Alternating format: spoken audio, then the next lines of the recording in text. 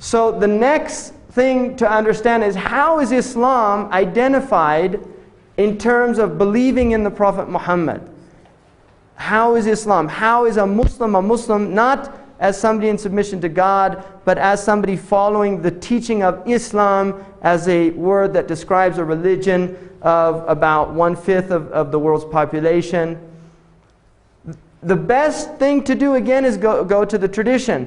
And in this book here, the 40 hadith, there is in the second hadith, which is a very famous hadith, it's a hadith in which the Prophet, according to the tradition, is asked by Jibril or Gabriel, and they don't know it's Gabriel yet. And he asked them, it's the second hadith, page 28.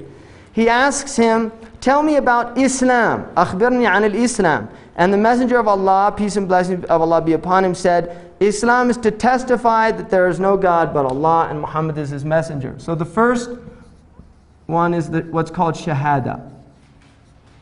The second, he says, and that you perform prayers. So what's called Salah. The third, Zakat. The fourth, fasting. And the fifth, Hajj. So this is how Islam is defined by the Prophet Muhammad in this hadith. And that therefore would be the best description in terms of a normative understanding of the tradition. The first one, again, I don't want to go into it, but I will briefly mention. The word Shahada means witnessing. And it usually means witnessing with the eye. Ashhadu means I witnessed, I saw with my eye. It also means a testimony. In other words, a person can bear witness. And it's interesting because in Islam, you have to have eyewitnesses. Right? You can't have a testimony that's not an eyewitness. In any of the had punishments, you have to have somebody who saw the act, who saw the person stealing. Can't be, there's not circumstantial evidence is really hard to hold up in traditional Islamic courts.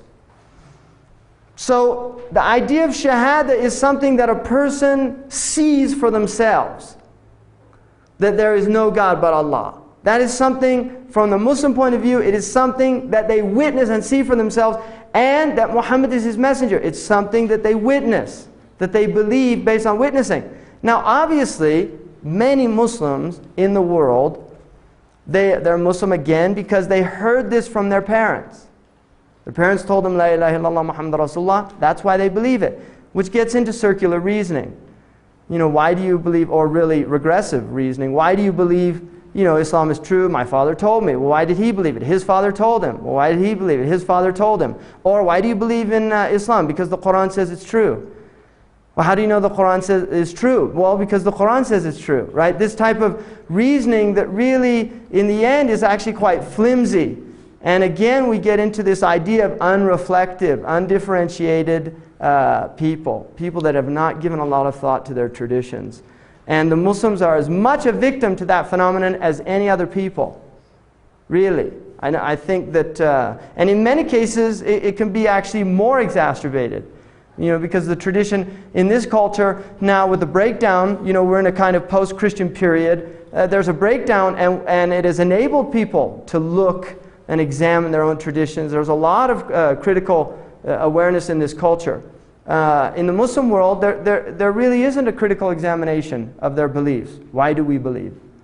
You know, very, very few people will. And I think it's actually very difficult in a lot of Muslim countries for people to do that. But I think a belief that's not rooted in self-examination is ultimately very limiting.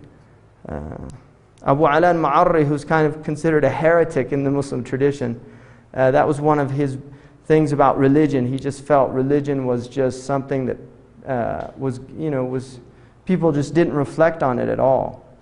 Now, if we look then, I don't want to cover this, but I want to go to this, because I'm going to do this in detail on the section on Iman.